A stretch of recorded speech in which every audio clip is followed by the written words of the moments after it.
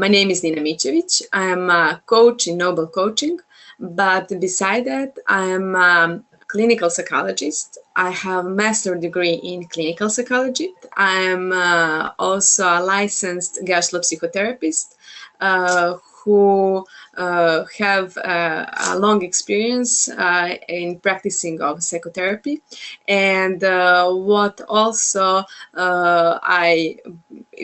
my professional side is that I also have experience working in school with students of different age, and during my period of working with school, I really learned that is an honor to work with children, and it's an honor also to be invited in their world and to get their trust.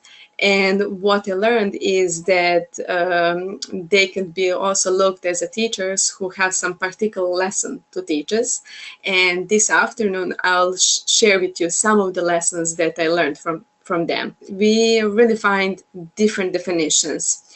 And that's one of the reasons why we decided to talk about this topic today, is that many parents who contact Nobel Coaching come with a complaint and with different meanings about executive functioning.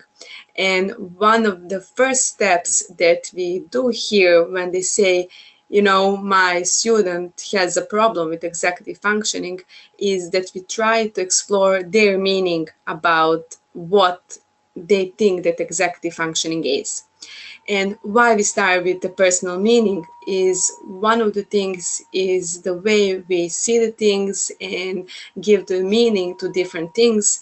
It really determines the way how we try to behave, what expectations do we have on improvement about executive functions, also who do we contact to help us, and so on. In order to understand more what makes executive functioning is to understand what are the three main domains, three main areas of executive functioning. First one is working memory.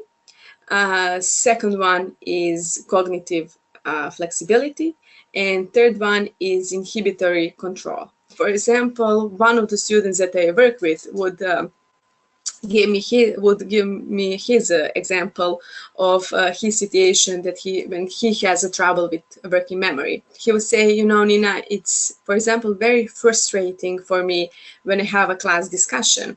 And, for example, the teacher will ask the question and I would know the answer.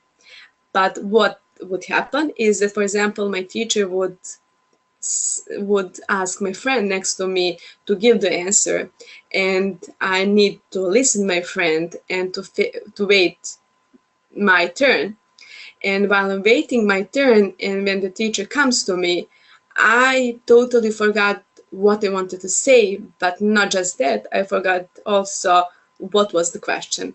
When we talk about those challenges and we know what are the three main domains of the executive functioning, we also, as I said, each child has some of the aspects of these cognitive domains that child is good at, and some of the domains that it has its own weaknesses. And these three domains are pretty much very interconnected. Some of the aspects of these three domains are not working well. They affect the other aspects of these other domains. They are then more actively involved when they know why they're doing the activity. We can also help them to stay on working on some complex task when we explain them the sequences of that task. For example, we can be cooking with them, watching some YouTube instruction, and for example, when we do some task with them, we can say, okay, this task has 5 steps. We'll start with the first one. When we do it, we'll start doing second one. Then the child could connect each steps. Can you tell me about the difference between ADHD and executive function and how they relate? And this is from Tina. Very often we hear that that how ADHD and executive functioning issues go together, but they are similar, but they are totally different, because ADHD is the official diagnosis and executive functioning is not. So executive functioning are the weaknesses in the brain's self-management system, and we can also find that some children who has some troubles with executive functions, they do not have ADHD. And also some of the children that they have ADHD do not have as big impairments in executive functioning. And also we can find executive functioning in problems in some other learning difficulties as dyslexia or dyspraxia or dyscalculia.